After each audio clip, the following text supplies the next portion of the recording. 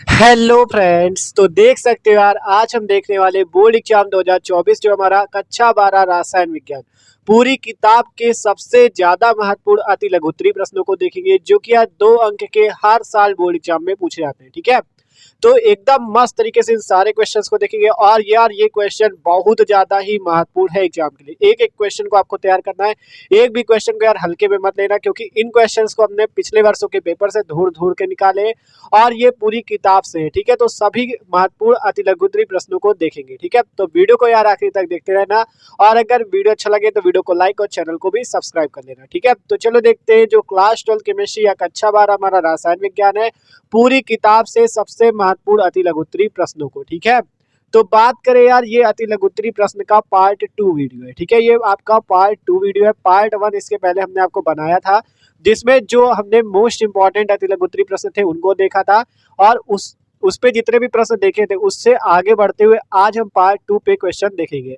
अगर आपने पार्ट 1 नहीं देखा तो आपको डिस्क्रिप्शन में प्लेलिस्ट मिल जाएगी क्लास 12 की। ठीक है, क्लास 12 केमिस्ट्री, क्लास 12 फिजिक्स, किसी भी सब्जेक्ट का आप जाके क्वेश्चंस देख सकते हो। ठीक है, तो ये इसका पार्ट 2 वीडियो है। पार्ट 1 पहले अपलोड हो चुका है, उससे जरूर देख लेना। ठीक है, तो आप पार्ट 2 पे बढ़ते हैं। देखो, पहला प्रश्न कहता है परासरण तथा विसरण क्रिया में विभेद कीजिए। मोस्ट इंपॉर्टेंट क्वेश्चन है, हर साल पूछा जाता है कि परासरण तथा विसरण क्रिया क्या होती है, इसमें विभेद या अंतर बताइए। ठीक है, तो हमने एक तरफ लिखा हेडिंग परासरण क्रिया, दूसरी तरफ लिखा विसरण क्रिया। ये परासरण क्रिया की तरफ लिखेंगे और इधर विसरण क्रिया की तरफ अंतर लिखना है हमें। ठीक है, तो देखो, हमने परासरण क्रिया में पहला अंतर लिखा कि परासरण में अर्धपारगम्य झिल्ली का होना अनिवार्य है। जो परासरण की क्रिया होती है उसमें अर्धपारगम्य झिल्ली जो होती है उसका होना अनिवार्य होता है।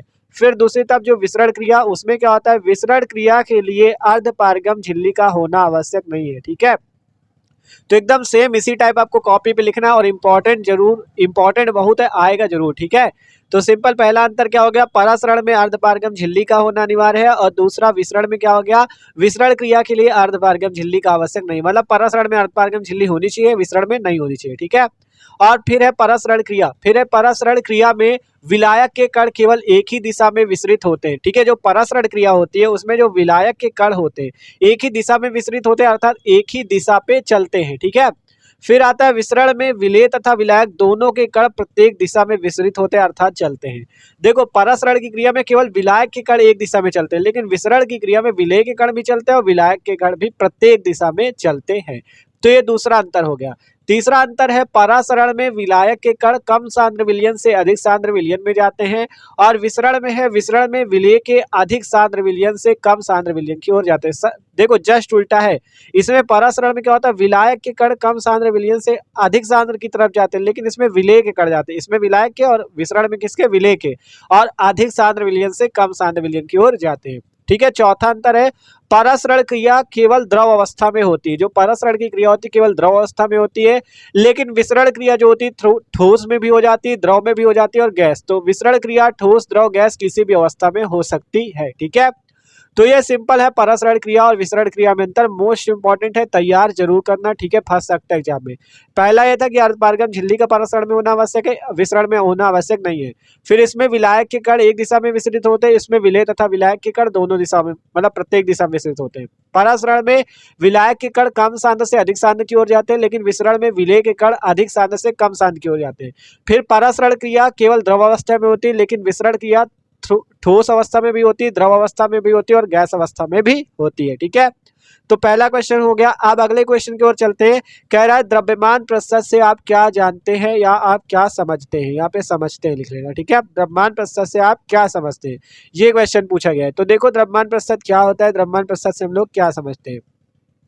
तो द्रव्यमान प्रतिशत से आप क्या समझते हैं, तो इसका आंसर है किसी विलयन में किसी अवयव का द्रव्यमान प्रतिशत विलयन में प्रति 100 ग्राम में उस, देखो, विलयन के प्रति 100 ग्राम में उस अवयव का द्रव्यमान होता है। द्रव्यमान प्रतिशत की परिभाषा क्या है, किसी विलयन में किसी अवयव का द्रव्यमान प्रतिशत विलयन के प्रति 100 ग्राम में उस अवयव का द्रव्यमान होता है। मान लो कोई विलयन है, ठीक है, तो उस विलयन में अगर आप किसी अवयव, जैसे अवयव का मतलब जैसे विलेय और विलायक, विलेय या विलायक अगर आप द्रव्यमान प्रतिशत निकालते हो तो वो क्या होगा, विलयन के प्रति 100 ग्राम में उस अवयव का द्रव्यमान होता है।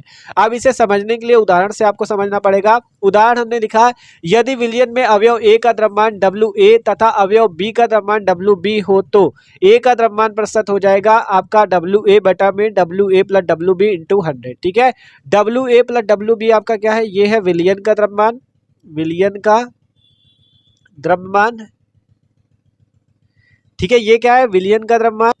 ठीक है, यहाँ पे WA प्लस WB है आपका विलयन का द्रव्यमान, और ये WA क्या है, A का द्रव्यमान प्रतिशत। मान लो विलयन में दो लोग हैं A और B, तो इसमें A का द्रव्यमान है आपका WA और WA प्लस WB क्या है, विलयन का द्रव्यमान। अर्थात इसका फॉर्मूला होगा क्या, A का द्रव्यमान, जैसे A का निकालना है तो A का द्रव्यमान बटे में विलयन का द्रव्यमान इंटू 100।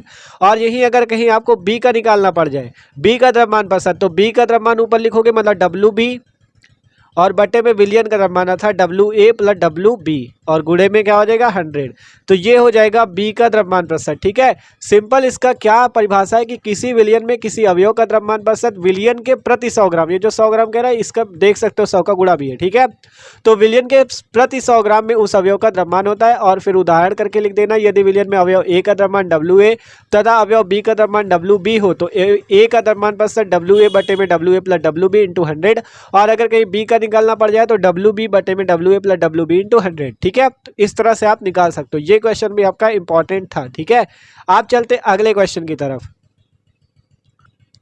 अब अगला क्वेश्चन हमारे पास, रेडॉक्स विभव किसे कहते हैं। ठीक है, रेडॉक्स विभव क्या होता है, तो देखो रेडॉक्स विभव क्या होता है इसे भी देखते हैं। जब सेल में ऑक्सीकरण तथा अपचयन अभिक्रिया होती है तो धातु और विलयन के मध्य स्थापित विभवांतर को रेडॉक्स विभव कहते हैं।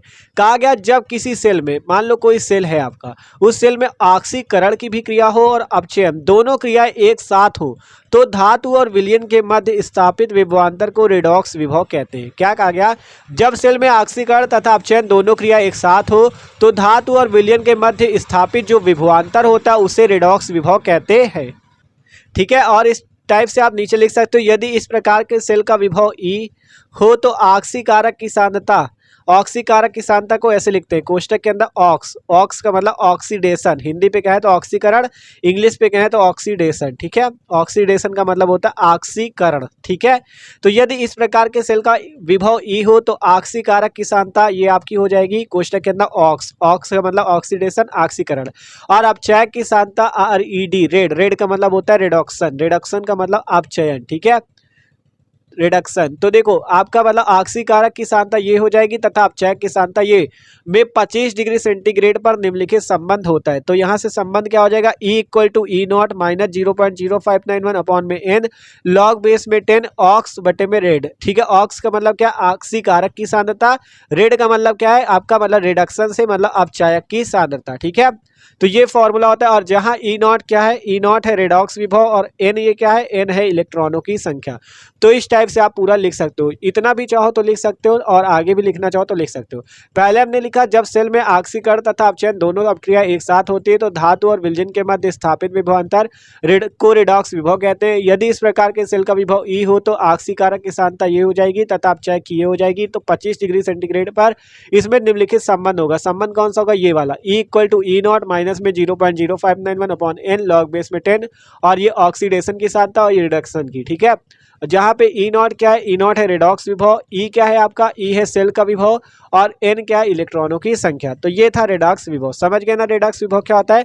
अगले क्वेश्चन की ओर चलते, ये भी मोस्ट इंपॉर्टेंट क्वेश्चन, इसे तो तैयार करना भूलना ही मत। ठीक है, देखो क्वेश्चन क्या कहता है, जिंक तथा तांबे में एक, देखो जिंक तथा तांबे में से एक अम्लों से हाइड्रोजन गैस विस्थापित नहीं करता है, क्यों।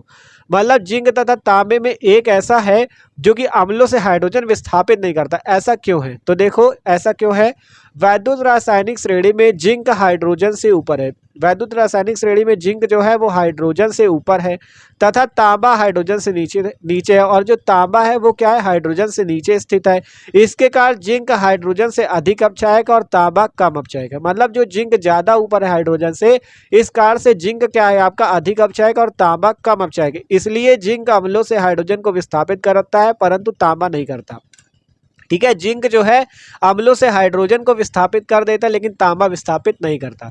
तो इसका आंसर समझ गए कि वैद्युत रासायनिक श्रेणी में जिंक जो है हाइड्रोजन से ऊपर है तथा तांबा हाइड्रोजन से नीचे है, जिसके कारण जिंक हाइड्रोजन से अधिक अपचायक है और तांबा कम अपचायक है, इसलिए जिंक अम्लों से हाइड्रोजन को विस्थापित करता है परंतु तांबा नहीं करता। ठीक है, अगला क्वेश्चन की ओर चलते, ये भी बहुत ज्यादा इंपॉर्टेंट है। विद्युत रासायनिक श्रेणी में एल्यूमिनियम हाइड्रोजन से ऊपर है किंतु यह वायु और जल में स्थायी है, क्यों? ठीक है, कहा गया विद्युत रासायनिक श्रेणी में एल्यूमिनियम जो है वो हाइड्रोजन से ऊपर है। हाइड्रोजन से ऊपर कौन है? एल्यूमिनियम। तो एल्यूमिनियम जो है हाइड्रोजन से ऊपर है, फिर भी यह जल में कहा गया किंतु यह वायु और जल में स्थायी है, क्यों? तो इसका कारण है, यद्यपि विद्युत रासायनिक श्रेणी में एल्यूमिनियम हाइड्रोजन से ऊपर है किंतु यह वायु और जल में स्थायी है, क्योंकि यह गर्म जल या जलवायु के साथ उच्च ताप पर क्रिया करता है और साधारण ताप पर जल के साथ इसकी क्रिया मंद होती है। ठीक है, इसका आंसर क्या हो गया कि यद्यपि विद्युत रासायनिक श्रेणी में, यद्यपि का मतलब ये जो बात कही गई ये सही है, यद्यपि विद्युत रासायनिक श्रेणी में एल्यूमिनियम हाइड्रोजन से ऊपर है किंतु यह वायु और जल में स्थायी है, क्योंकि यह गर्म जल या जलवायु के साथ उच्च ताप पर क्रिया करता है और साधारण ताप पर जल के साथ इसकी क्रिया मंद होती है। ठीक है, तो इसी कारण से क्या होता है, एल्यूमिनियम हाइड्रोजन से ऊपर होने के बाद भी वायु और जल में स्थायी है। ठीक है, यही कारण कि मतलब जो उच्च ताप पर क्रिया करता है जल और जलवायु से, और साधारण ताप पर जल के साथ इसकी क्रिया जो होती है मंद होती है अर्थात धीमी होती है। ठीक है, अगला क्वेश्चन आता है, ये भी बहुत ज्यादा इंपॉर्टेंट है कि किसी सेल के विद्युत वाहक बल से क्या तात्पर्य है। ठीक है, किसी सेल के विद्युत वाहक बल से आप क्या समझते हैं? तो देखो, किसी सेल के इलेक्ट्रोडों के इलेक्ट्रॉन विभवों में अंतर को सेल का विद्युत वाहक बल कहते हैं। मान लो किसी सेल के जो इलेक्ट्रॉन है उन इलेक्ट्रोडों के इलेक्ट्रॉन विभव में अंतर को सेल का विद्युत वाहक बल कहते हैं, और ये कब होगा? जब सेल से परिपथ में कोई विद्युत धारा नहीं बहती, तब ये विद्युत वाहक बल की परिभाषा होगी। ठीक है, कि किसी सेल के इलेक्ट्रोडों के इलेक्ट्रॉन विभव में अंतर को सेल का विद्युत वाहक बल कहते हैं, और जब सेल से परिपथ में कोई विद्युत धारा नहीं बहती तब यह परिभाषा आपकी विद्युत वाहक बल की होगी। ठीक है, तो समझ गए, देख सकते हो इतने क्वेश्चन देखे हमने इंपॉर्टेंट, और इन क्वेश्चंस को यार तैयार जरूर करना। ठीक है, तो आज की वीडियो पे बस इतना ही, ये था इसका पार्ट 2 वीडियो। अब अगले वीडियो पे हम और भी क्वेश्चन जो इंपॉर्टेंट है पार्ट 3 पे देखेंगे। ठीक है, तो यार वीडियो अच्छा लगा हो तो लाइक कर लेना और चैनल को भी सब्सक्राइब कर लेना। एक बार डिस्क्रिप्शन पे प्लेलिस्ट जरूर चेक करना, क्लास 12 केमिस्ट्री, क्लास 12 फिजिक्स, सारे सब्जेक्ट की मस्त तरीके से अपनी क्लास 12 की तैयारी कर सकते हो। ठीक है, ये सारे क्वेश्चन इंपॉर्टेंट थे, एक भी क्वेश्चन को छोड़ना मत, एग्जाम में फंसेंगे जरूर। ठीक है, तो जल्दी से चैनल को सब्सक्राइब कर लो।